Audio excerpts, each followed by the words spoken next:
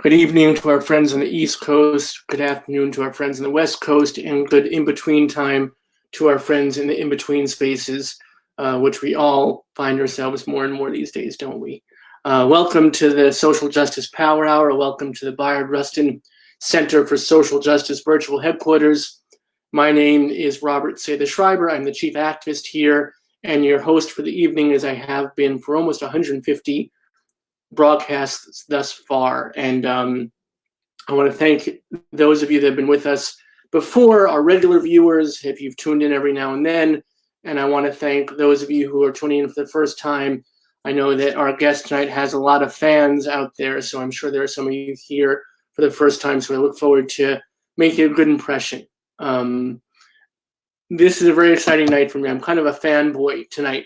I'm super psyched to bring to our virtual stage Peter Kuper, who is an incredible illustrator, a journalist, a storyteller, and a provocateur, and a self-professed bon vivant. Looking forward to telling a lot of stories, looking at his work, and you may not be familiar with his name, some of you, but you are incredibly familiar with his work. When you see it, you'll say, oh my gosh, I saw that in The Nation. I saw that on Time. I saw that in Mad Magazine. So looking forward to a robust and meaningful conversation about politics, about comics, and the intersectionality thereof. But before we get Peter to join us, I want to talk, of course, about what we have coming up on the Power Hour, especially those of you that are just joining us, so you know what kind of robust programming we have coming up in the near and far future. The near future, tomorrow night, we have the wonderful author of Marlon Bundo, who I'm sure you're all familiar with, and just recently, Everyone Gets a Say. Jill Twist will be with us, and we're really excited about that. And then Friday night, we have something super special going on.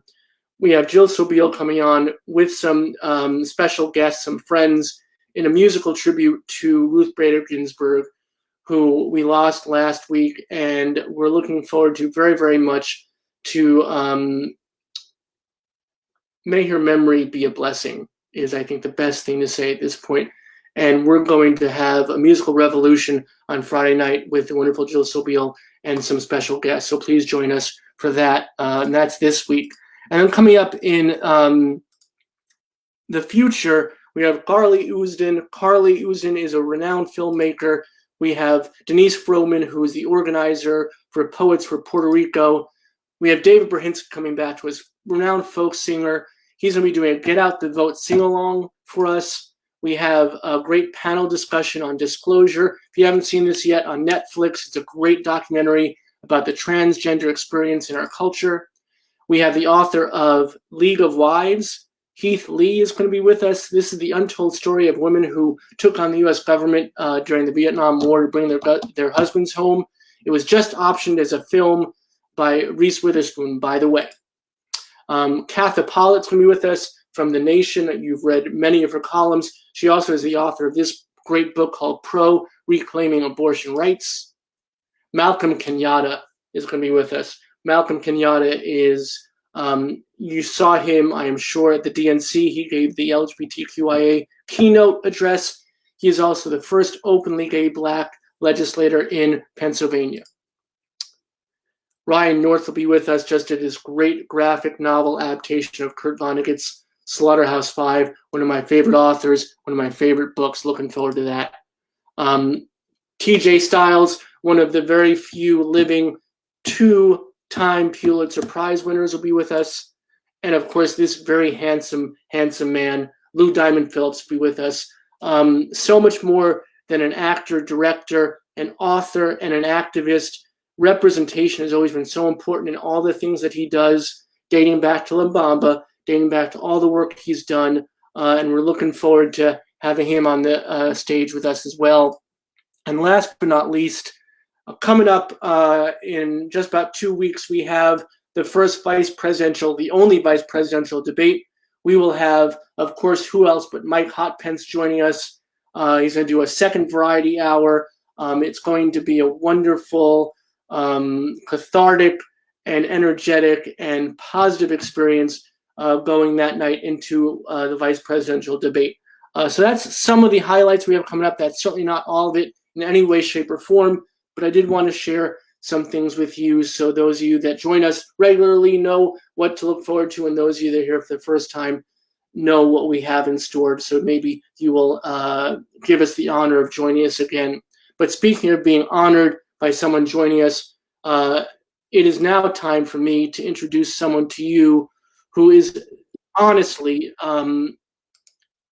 if I may be so bold, a hero of mine. This is someone whose work I have known of for literally decades, from before I was in college, someone whose work inspired me. Some of you know that before I was a chief activist, before I was a school teacher, before that, I was a budding, burgeoning artist of my own, illustrator, and our guest tonight, his work was so meaningful to me and still is. He is the co-founder of World War III Illustrated, which has been in publication for over 3 decades, my friends. His illustrations have been, and maybe it'd be easier if I listed the publications his work has not been in, because it would be a much smaller list. But his illustrations have been in Time, Newsweek, The Progressive, New York Times, Rolling Stone, Entertainment Weekly, The Nation, The New Yorker, and basically any other magazine you can think of, including such highbrow publications as Mad Magazine, wherein he has done the legendary Spy versus Spy for a very long while now, and still fresh as it ever was. Has written numerous graphic novels and adaptations, The Metamorphosis, Heart of Darkness, Kafka-esque, The Ruins, The System, Drawn to New York, The Jungle, and so much more. And I want to read to you this one quote about how he sees his work and how I so agree. He says, quote, "There are so many ways comics can convey ideas, mood, atmosphere, and I try to utilize them all. I'm also very interested in using comics as a visual language without any text when it seems appropriate. This creates an intimate dialogue with the reader. They are filling in their own text and sounds to accompany the images. Much of our experiences in the world come without dialogue, and certainly without descriptive text.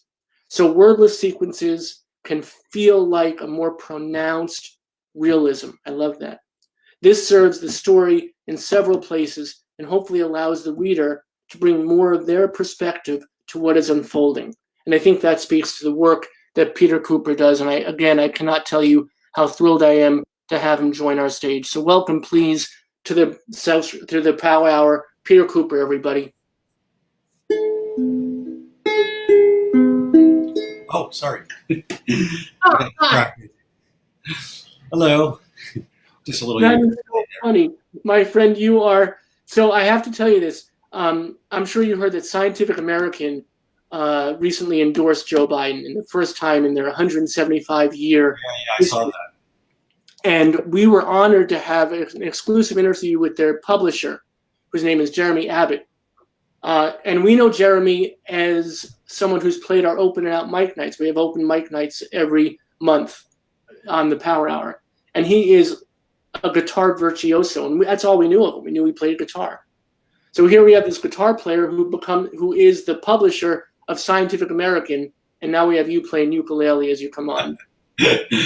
Very limited ukulele playing, but I'm super honored to be on the show. Just the lineup of people that you just described in that roll-up is amazing, and I'm really looking forward to seeing many of those shows. Well, if you do, you better make comments then, my friend. Hey, Peter Kuper's here. I'm a super celebrity guest star in the comments section.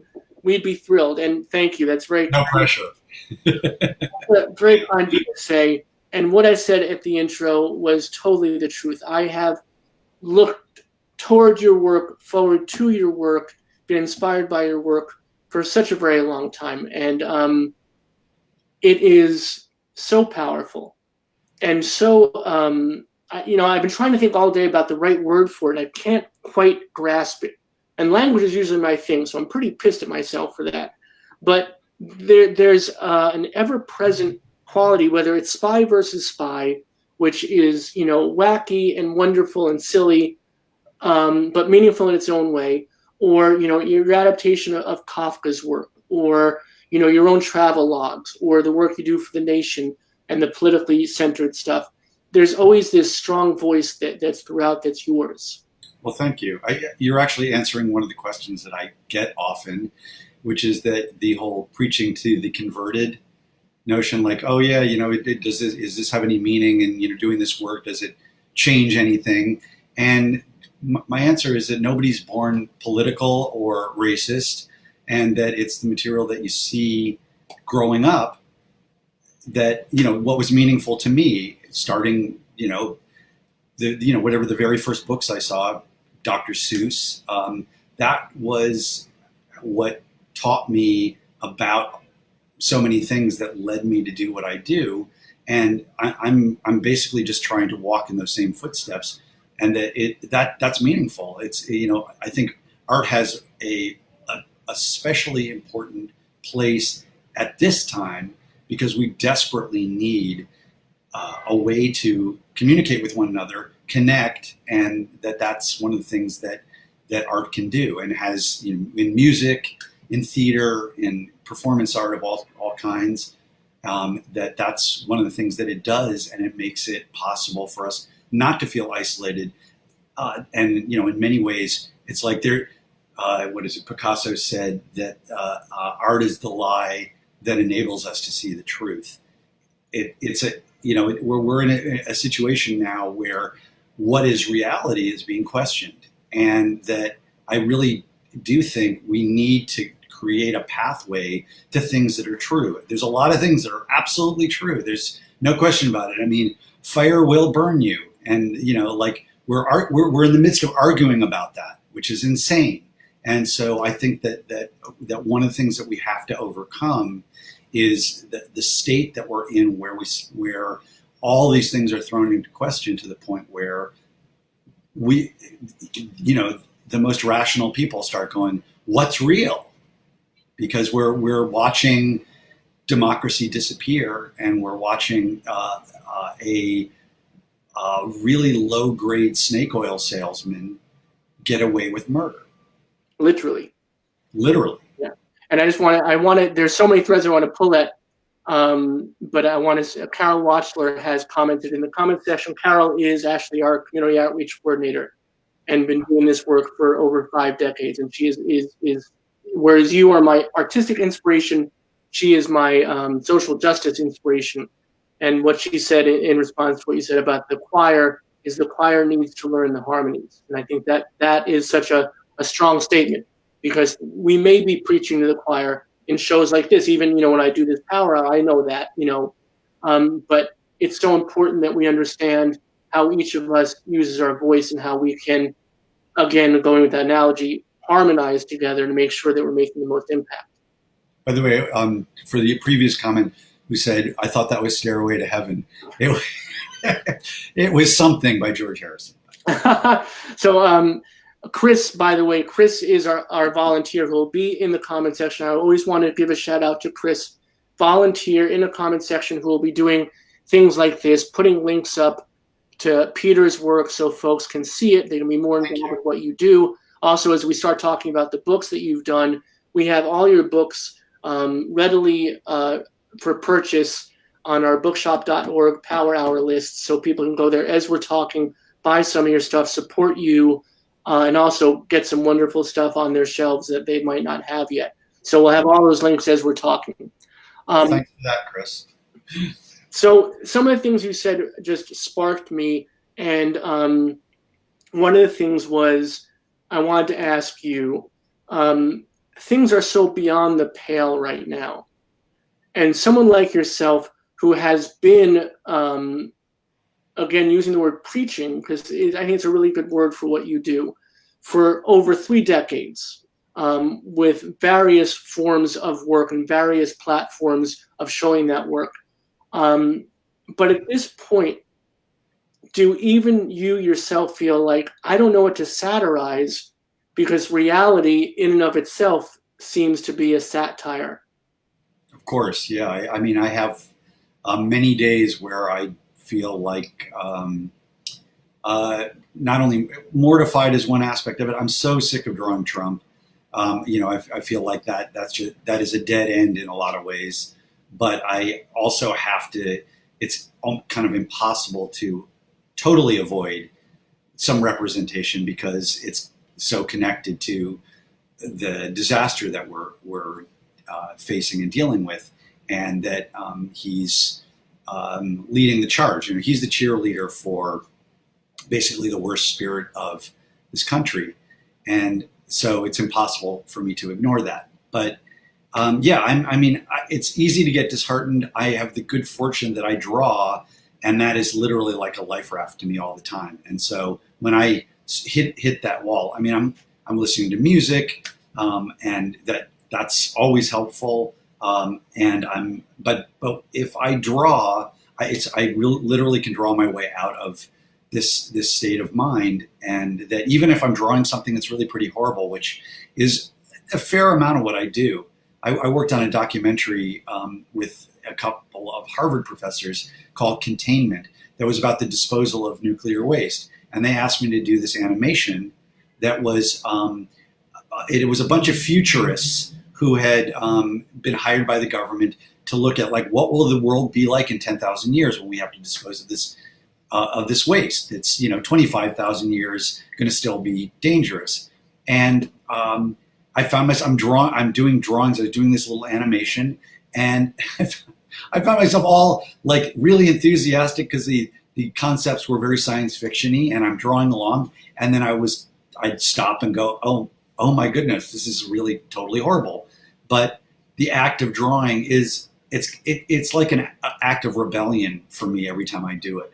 And so, because it's basically buying into tomorrow and saying, like, I'm drawing this, and I think it, somebody will want to look at it, and that I will, I'll want to look at it tomorrow, and it'll be something that will illuminate these ideas for people. And so there's a lot of hope in the process, even if I'm just doing it for myself, because I do a lot of drawing. I keep a sketchbook, and I just draw along. But that is my that's my therapy, when I'm not directly in touch with my therapist.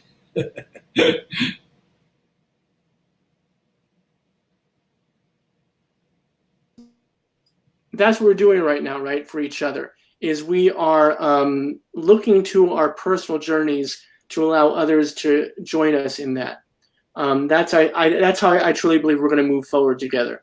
Well, there's so many more of us than, there's always this mistake. There's another reality check. It's like, how many people are pro-choice? It's like 75% of the country. How is it that we get the impression that it's somehow a divided audience? It's a really small group, and well-funded for sure, but that creates this absurd imbalance. It's like, the argument about climate change, where you have one jackass who's paid by industry to dispute the reality that we're all facing in one way or another all the time.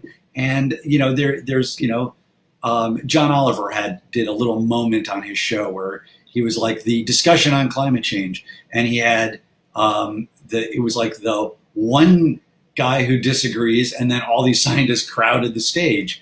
Because it's not a debate. It's one of those things it's going to be there's this balancing act where the objective view is supposed to say, like, oh well, we'll talk about both sides. It's not a both sides issue. It's what's going on. It's if it's not obvious to you, that's we're all going to share that fate, and that it's it's not worth even arguing about. It's just a matter of acting to do things to modify what's already underway. But there's just like so many examples. It's at that point. So it's like it's not worthy of debate in that way. I think that one of the problems is once they draw us into the debate, once they draw us into the argument, we lose. Just being drawn into an argument over facts or science, then even getting to that point, we're at a detriment. We're at a weakness. But what I find interesting is within the arena of how you work, because they do, the right wing and the folks who want to create divisiveness, have for a very long time been able to somehow direct the conversation, define the language, and it's really their forte. They know how to spin. But what they don't have are people like you, are artists. You find very few artists and very few creative types who subscribe to that way of thinking, because you find artists are more open to feeling what other people feel, and that's going to almost totally deny them the opportunity to brainwash them with these right-wing ideologies, with these ideas that, you know, if Black lives matter, then other lives don't matter. No, that's not what it is. You know, and there was a stark example of this, you know, when I use this artist versus non-artist, you know, all these great Black Lives Matter murals that were painted on streets, you know, in DC and all these major cities and all these small towns as well. It was beautiful, right? And then there was one Blue Lives Matter mural that was painted on a street, and it was a horror show. It was just a clusterfuck. It was just the most awful piece of art you could imagine. And I thought, yes, they have no one on their side who can do that and can do the things that you do. No, this is, I've noticed that comes up quite a bit at rallies, for example. And one of the things that I find so beautiful is, you know, at a climate change march or Black Lives Matter march, that the signage and what people are doing, just even on a personal level, when they have something to hold up, is often has irony and humor and anger but the application of art that way is a beautiful thing, and that I'm very pleased to be able to apply my work in that way. It's again, you know, I mean, I grew up around all sorts of different forms of art. I mean, Bob Dylan's music. I think one of the first songs I can remember was "Blowing in the Wind." It happened to be Peter, Paul, and Mary doing it, which is a slightly more modified version, but that was, you know, like my first music memory. That and "The Twist," I think, were the two songs. Chubby Checkers, but. That, you know, this is really, you know, these are really meaningful things that can help people feel like they have a place and that they're not losing their minds. I think Stephen Colbert said reality has a liberal bias. I think that we're in a place where the so much of the reality of what's going on, where the greater number of people see the reality, and that, as you were saying, it's a stumble to even try to argue with, and I feel sometimes that the problem I have when I bring up Trump and draw Trump is that I'm feeding into something that is essentially, his ego is such that even if I'm drawing something horrible about him, I'm talking about him, and that there's a part of me that just wants a complete shutdown where we don't talk about him at all. And that would be like the most vicious thing you could do to Trump would be, you know, for him to be blacked out of the news and to be not drawn and not everything like that. And I certainly am trying to think about ways I can approach this, but that's part of over the whole length of my career, I keep on trying to figure out new ways to say things that are all connected, but how can I say them that is maybe a new way? Sometimes I'm just so angry. Like in the Bush years, I was foaming at the mouth a lot of the time. And I didn't seem to find too many hilarious things to say, although some. I did a parody of Bush called Richie Bush, that was the Richie Rich character. And I did that in World War III. And then I sent it to Slovenia, and it was published in a magazine called Strip Burger. And they sent all of, 10 copies back to the United States for distribution, and customs stopped this. This was in 2006 or thereabouts. And they said it was pirate. Of the 5% of the incoming cargo, they found this box, opened this up, looked at this thing, said that it was piracy and a couple of other things. obviously a Bush supporter at Customs, and they held up the shipment, and it took the Comic Book Legal Defense Fund to swoop in and write a response that was to get that out of, to basically prove that parody does exist in the country still. That was a little tiny taste of like that kind of censorship.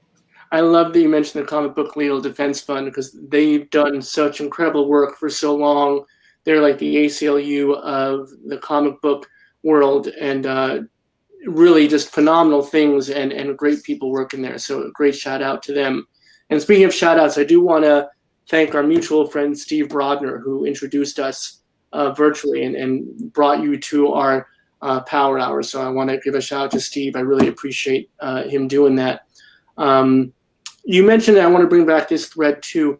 You mentioned that you draw as a lifeboat for yourself to kind of bring yourself out and away and save yourself. And I hope that you realize in that lifeboat is a very large vehicle that we all are very much welcome to be on, and thankful that you create, because anybody that sees the work, I think, feels that. I think that your work emanates that.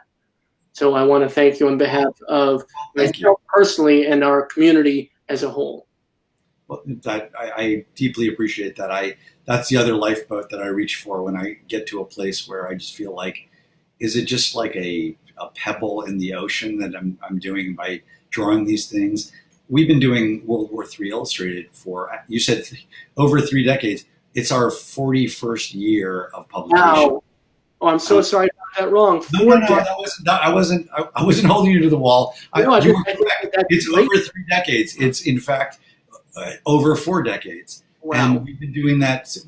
My friend Seth de Bachman and I started the magazine when we were in art school, and we did that because Ronald Reagan was on his way to the office, and he hadn't even been elected yet, but we were sensing the turn in the country, and we were big fans of comics, and we were doing political comics and not finding any outlets for them because the whole underground comic scene had kind of collapsed.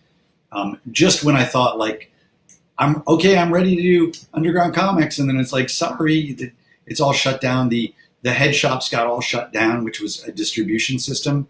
They had hash pipes and underground comics, and and blacklight posters. And records very often, and that was all. It was kind of a tradition. I kept on finding like we were arriving at the beach just in time for the medical waste to wash up. It's like, we're here. Oh, okay. Let me get my hazmat suit on. But we started this magazine, and our business model is, which turns out to be brilliant, is no one gets paid.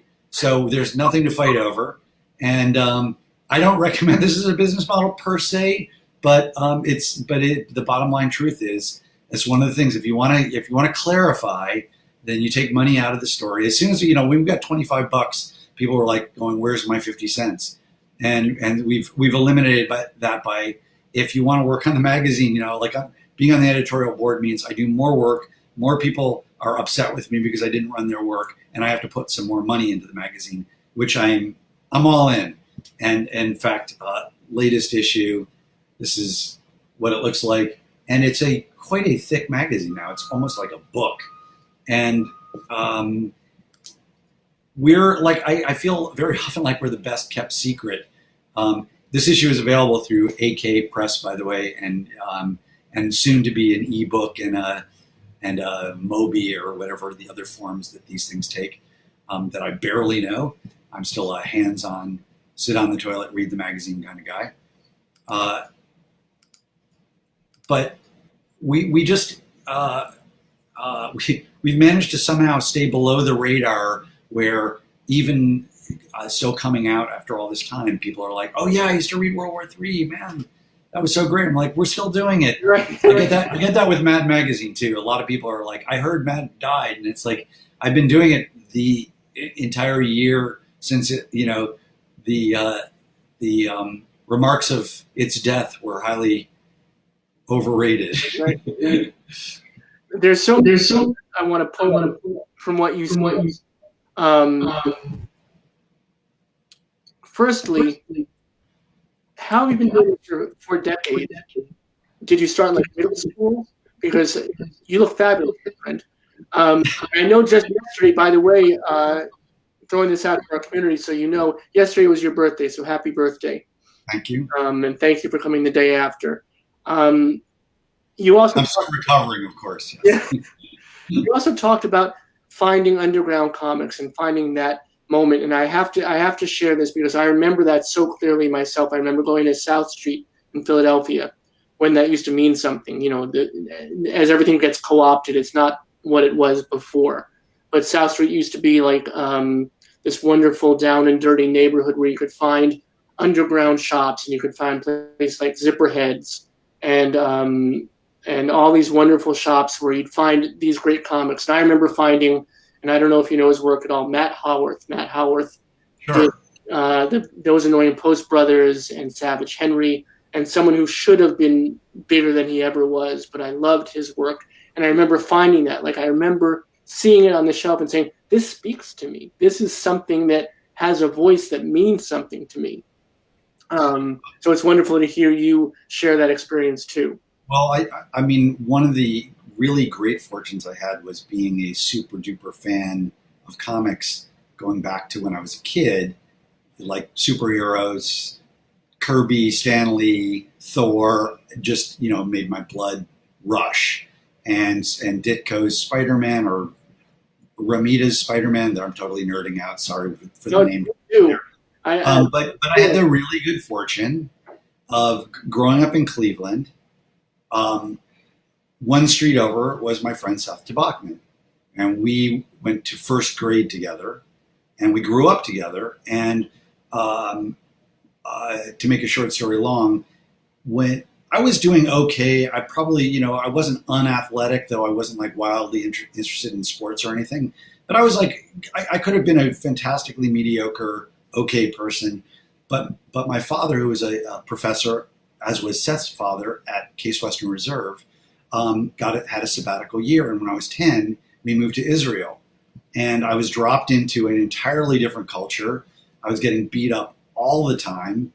My teacher hated Americans. I was put out in the hall all the time. I did a lot of reading, got a lot of science fiction under my belt, read a lot of comics. I ended up like instigating getting thrown out in the hall so that I could have a good 4 hours of reading time. And when I got back to the United States, I couldn't relate to all my so-called friends had kind of moved on. They were like smoking cigarettes, about to have sex, which I was far from being ready for. And Seth was the only person I could relate to, who was the kid in school who was the outcast. And I always recognized he was the most interesting person in the room. But I also recognized for my own self-interest that he also was, it was treacherous to hang out with him because he was getting beat up a lot. And it was, I was a kind of a fair weather friend. And it was just like, it was hard to like, there was, Seth was like solo and he would, but everything he was interested in, I was like, that's the cool shit. And when I got back from Israel, I was in the same category. And it was like, oh, right. It was this aha moment of like being an outsider, and which I think is extremely important. It's really, I think in a lot of ways, as torturous as it is to be an outsider, I think it's essential for growth. And like the things that you look back on and go, that was really a fucking drag, are what forms character. And so I got back and I didn't relate to anybody but Seth. He was into comics. I was really into comics. And we, in the first few months, kind of coalesced and met other people who were into comics in Cleveland and did a fanzine. And we got to go to a comic convention in Detroit at the end of the summer, the Detroit Triple Fanfare. And it was like Jim Stranko. I won't go again. I'm nerding out here for those who don't follow comics. I'll just, Bernie Wrightson was a guest, Jim Stranko.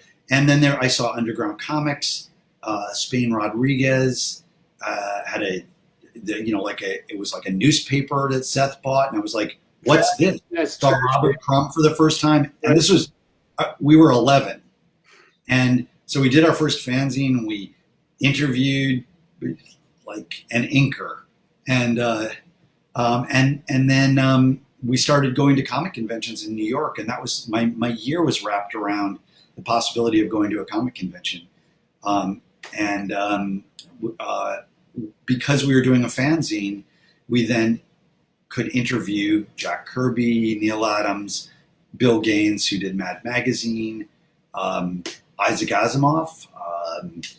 It was just down the list, and it was such an amazing world. And it was, unfortunately at the time it was all guys. There was like one woman, and she was 40. I was the wife of one of the other cartoonists.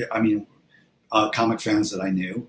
And other than that, it was just a bunch of guys and like a few thousand people getting together in a room in 1970, 71, before Star Wars changed the dynamic of things. But it was just this amazing world. And in that process in Cleveland, I was coming home from having bought comics. I was looking at a comic, and a kid going by on his bike said, "Oh yeah, there's a guy he saw me with a comic." He said, "There's a guy who has some comics. He lives in that building." And I went over to the building and rang the doorbell because it's my God-given right to know anybody who has a comic. And it was a guy named Harvey Pekar. And this was in 1971. And he was a guy who worked at a hospital. He happened to have a comic on his coffee table. If you don't know who Harvey Pekar is, he did a comic called American Splendor starting in 1976, I believe, 75. And there was a movie made about him that is just absolutely brilliant with Paul Giamatti playing him. And so I went up, rang his doorbell. He let me up, and he showed me a original piece of our Crumb art, which was a alternate cover to High Tone, which had a cartoon character with his penis out peeing into a toilet. And I was absolutely, scandalized. I'd never seen a cartoon character's penis before. And, there I was like, wow. And Harvey had this huge 78 RPM record collection. Fast forward 4 months, I discover a box of 78 RPM records in my parents' basement. And we're having a house sale. And my parents go, "Oh," they were left by the owner of the house, the previous owner. They said, "Call him up, and if he doesn't care, they're yours to sell." Guy was like, "I left him. I don't want him." We had this sale. I had him out sitting in the sun. One of the records was literally starting to slightly bend in the heat of the sun. Some guy comes to the backyard, sees them, grabs the record, literally runs into our house and says, "Do you have a telephone book?" And he puts the telephone book on top of the 78 RPM record to flatten it. And then he wants to buy the entire thing. And then as a comic collector, I smelled collector. And I was like, wait a minute. And I went inside and I called Harvey and said, "There's some guy who wants to buy all these 78 RPM records." And I described him, and Harvey said, "Oh, I know that guy. Don't sell to him." And Harvey came over, looked at the records, and he said, "Oh, yeah, Crumb, who he was friends with, might be interested in some of these." He took 15 of them, sent them to Crumb as part of a trade. Seth and I typed up an interview for Crumb and sent it to him. And 6 months later, the interview and a piece of original art that I still have on my wall came back. And we had asked him like these completely nerdy questions, like, what's your hobbies? Which was, I think it was fucking, taking drugs, and eventually dying, but not right away.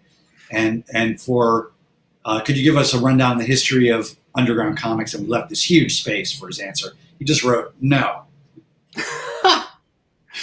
Well, there you go. Anyway, the joy of being involved in comics at an early age. He ended up coming through town, and he took a bunch more 78 RPM records, fantastic, these great old records, and then he did the cover for our fanzine while I sat there in Harvey's apartment watching him draw it. And I'm just staring at Crumb, and finally Crumb, stop staring at me, a 12-year-old child, gave me a sketchbook, and I got to look through this amazing, amazing sketchbook, which are now, these very same sketchbooks are all, printed. And it was life-changing. What a moment. So your fanzine is kind of like my power hour. Like you getting to meet our crumb like that is me talking to you right now. But that system, and for those of you who don't know, these names that Peter's mentioning, Sorry. these are just, American Splendor is just pivotal work. And if you don't know his work, you know him from his appearances on Letterman, which were legendary. But you can have that experience. Yeah, and Art Crumb, that's just wonderful. But let's look at some of your work, because I feel like talking about comics is like, as they say, nerding out architecture. So let's look at some of your stuff so people understand the depth and the breadth and the wonder of what you do. This is a smaller piece. We'll look at each one of these individually, but that middle piece is what I just wanted to show everybody. Tell us what that centerpiece is.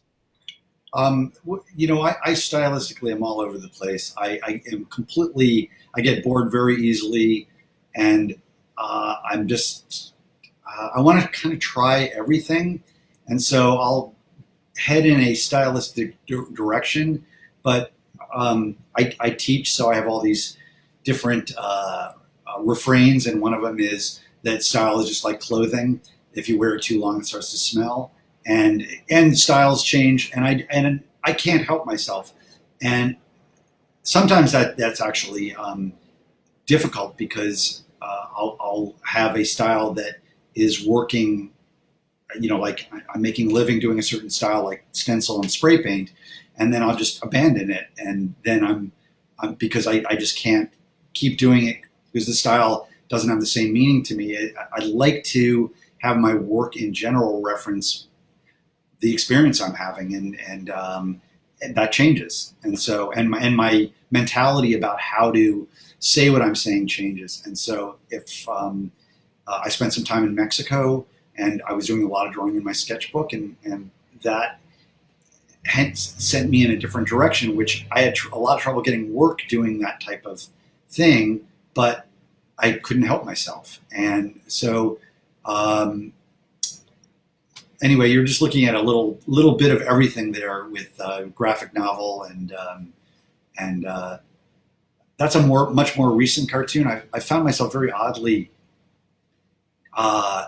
doing single cartoons as opposed to graphic novels, and I'm almost on a daily basis. I'm doing some reaction to the news, and this was one of those reactions. I pitch these to the New Yorker, regardless of the fact that they won't necessarily go there, and then either post it or send it to the other two places that I might find. It's a very limited time period for doing cartoons like that, but I don't care. There's a catharsis in these, and I think it just, in a certain way, thank heavens for social media. In those terms, as much as I hate social media in many ways and the dangers of it, I do find it to be a great vehicle for getting an idea out that would otherwise just sit in my drawer. Tools of the devil, I say. Tools of the devil. Absolutely. And you mentioned teaching, and by the way, just so our audience knows, when you say you teach, we're talking about everywhere from school visual arts to Harvard. So teaching, you've done a pretty amazing job of also sharing your gift with students as well. I love this piece. This is a very smart piece. When I show this piece, I say to people, you don't stare at it too long, because it could cause blind rage. And you mentioned Dr. Seuss before, so tell me about this. Is all. It's one of the joys of reconnecting with your history, is that these are the things that mattered to me, and I love utilizing all these different ends, as you were saying. Like that quote you read, I like to, if I can use a reference to something that will make the point, that I love that connective tissue, it's connecting to the history of these various forms. And for me, this was, what that particular story about the Sneetches is all about racism, and that here it is again. I could utilize it for making point about what's going on with this ridiculous argument over our health. Yeah, it was smart. And then this one, this is again so deceptively simple.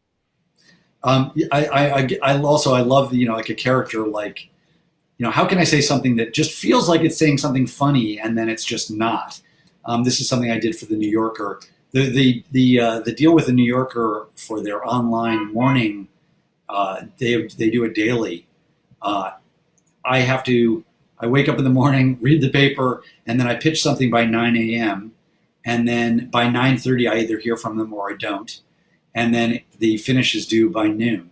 And so this is one of the pieces I did. Same with the Sneetches one was the spreaders. So these are like insanely quick turnaround, but I get great joy out of that insane deadline thing, which is what I guess makes me have a career. I never knew that. That's fascinating. So you will call them at 9 a.m. and say, "Hey, I have this idea." I sent in a rough sketch of this idea. Wow. And at 9:30 they said it's a go, and then by noon I had to have that done. That just adds so much to that work. It had such depth to it to know that you did it in such a short window. Fantastic. This piece is I can go on and on, but please share with us. Well, that was one of the earliest ones I did for the daily, and it was like, so many. I mean, there's the third one that I sold them, and then it apparently hit a note because it went like crazy viral. And Huffington Post ended up doing a piece on it. And then the weirdest turn of events was the Mooch, Scaramucci, posted it on his site. So I'm sure thanks to this cartoon, I will, if things go awry, I will either be fleeing the country or have a knock on my door in the middle of the night. Thanks to this cartoon. And seriously, I mean, that's not beyond the pale at this point, right? Not beyond the pale. I'm smirking and not. Yeah. But what I love about, and there are two things to the work, right? There's the idea and the passion and the politics. But I do want to talk about the aesthetics of it too. There's so much that's smart about this piece that I pick up on. The way that the hat gets discarded, his posture. The shadow and the shading of as he goes across, the whole thing of it is just so well done. So that's what I so appreciate about your work is there's an idea that's solid behind it that could carry the piece in and of itself, but the artistry and skill behind it and talent carries it through so powerfully. Thank you. Well, I mean, the thing that pleases me about a piece like this is it also demonstrates the sequential aspect of comics in a single image. So I was getting to walk two lines there, which is that it's like an animation. And so your eye is moving across it, and the way we read is in the West is left to right. And so that there's that process of like seeing the stages in it's one of the amazing things that happens in comics is that connecting of the dots that the reader does to understand, like going from panel to panel, what happens between the panels, but in a case like this, what happens from figure to figure, and so that you're participating in it. And that is a fascinating aspect of the form. Yeah, it's that great book that Scott McCloud wrote about comic books, and he distinguishes and defines all the aesthetics of it and the mechanics of it. And he talks about the gutter, and how the gutter allows the viewer to have that moment of, in the quote I read at the outset, that moment of reflection and to see themselves in the piece. And that's what you're exactly right. That's what this piece does. Sans gutter, but same concept of using that motion. I mean, that's an ideal of a cartoon is that the reader has to fill in something, that they look at it and there's a dot connecting that goes on. And that's why it's so intimate. and here we have Spy versus Spy, which has been, I remember as a kid having the paperbacks. Mad used to do the little Oh, yeah, paperbacks. me too. Yeah, and this is just such a great piece. And again, you've brought such a voice to it. You kept the history of it, you kept the feeling of it, but you made it your own, and that takes a lot of great skill and talent to take something that everybody is aware of, everybody is familiar with, everybody is comfortable with, and make it your own in a way that is really kind of breathtaking. So Thank you. well done. Thank you. Well, part of it was that I actually didn't want the job, and so I did it in pencils and spray paint. No, seriously, at the time, the idea of doing somebody else's characters, I've been doing it for 25 years now, and which is insane. I thought I'd do it for a year or two, and it has been a really fantastic connection to have because it connects to my own history with loving Mad Magazine and all that, and I found so much in doing that was, I mean, I consider Spy vs. Spy the gateway drug for people to my other work. Like people go, oh, Spy vs. Spy. They have no idea that I do anything besides that. And then it's a way to, that's truly, part of what Mad does. It is the great, perverter is the wrong word. It leads people to things like politics, which is what it did for me. I mean, I think I got my first great understanding of that politics and humor can meet in Mad Magazine, and irony and all the things that it taught us, and it's a very subversive form, and I love the idea of participating in that. I mean, I remember as a kid reading Mad, and there was Don Martin and Al Jaffe and all the greats. But there was also those great parodies of movies and books, and it was always very politically bent. It was always very. Always, yeah. And And now, it wasn't, and that part of the joy was it took the piss out of itself. I completely blew my mind when they had a cover making fun of hippies because I was like, I want to be a hippie. Wait, you're not supposed to make, and it was a recognition that everything has to be made fun of, and like nothing is sacred. That is very important, and that so that's part of one of the lessons I learned there.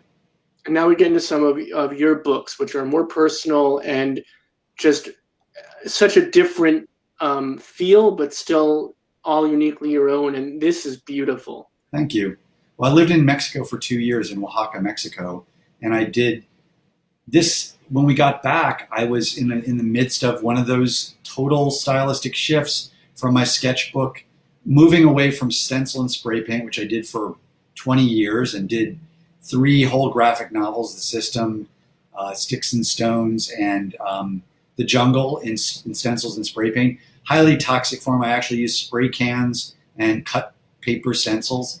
And it was really nice to draw in my sketchbook. And when I got back, I was kind of lost. And this book helped me find myself. And it took years of thinking about it and 3 years to do it. And another suicide mission like World War III that way. And it was like, it was so rewarding to do that and to just say, fuck it, I have to do this book. It just kept on nudging me for years. And I finally just sat down and cleared the space to do it and scrambled in order to make it happen. And it's How many pieces do you have usually percolating on your drawing table? Well, there's the daily things that are going on. So that seems to happen a lot. Right now, I have this remarkable fellowship. It's called the Cullman Fellowship, where I'm going to the New York Public Library at 42nd Street, and they give me an office, and I get to utilize the environment of the library and all their collections. And it's me and 13 other writers, poets, scholars, and I'm back to kind of ruins. I'm drawing. My project is the intersection between insects and humans, and I had an aha moment where I decided I'm going to do it from the insect's perspective. People are going to be like adults in Charlie Brown, that they'll just be the womp womp womp womp, out to one side, and the insects will be telling the story. And that's kind of like what an aspect of what I did in Ruins. And so I'm coming back to that, which I'm really excited about, and try to get the mentality of insects. And then this is a masterwork. And if you don't mind, I'd love to read this quote that you said about this piece. This is an adaptation you did of Heart of Darkness. And you said, if you don't mind me reading a quote from you back to yourself, but I think it's so powerful.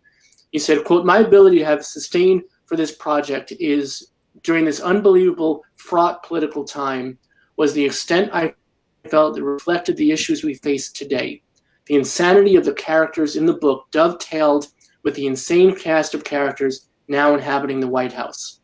The policies regarding immigrants, the exploration of the natural world, and the people without power has a through line from long before, including the events in Heart of Darkness, right up to today.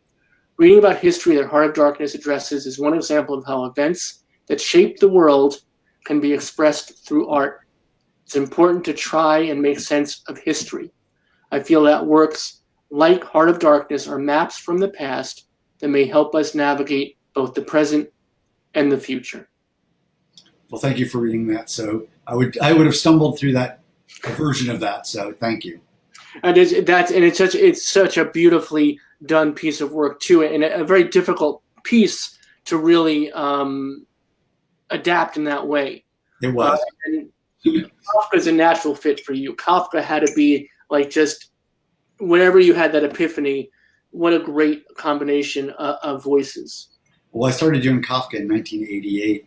A friend of mine over beers read Kafka aloud, and I discovered the hilarity of Kafka, and I was like, this is perfect for comics, and you can just do anything. And in that book, I had the chance to think about his stories and bring them into the present in a certain way, so that say the story Before the Law is a black man trying to get justice. A hunger artist is, instead of it being a guy, it's a woman.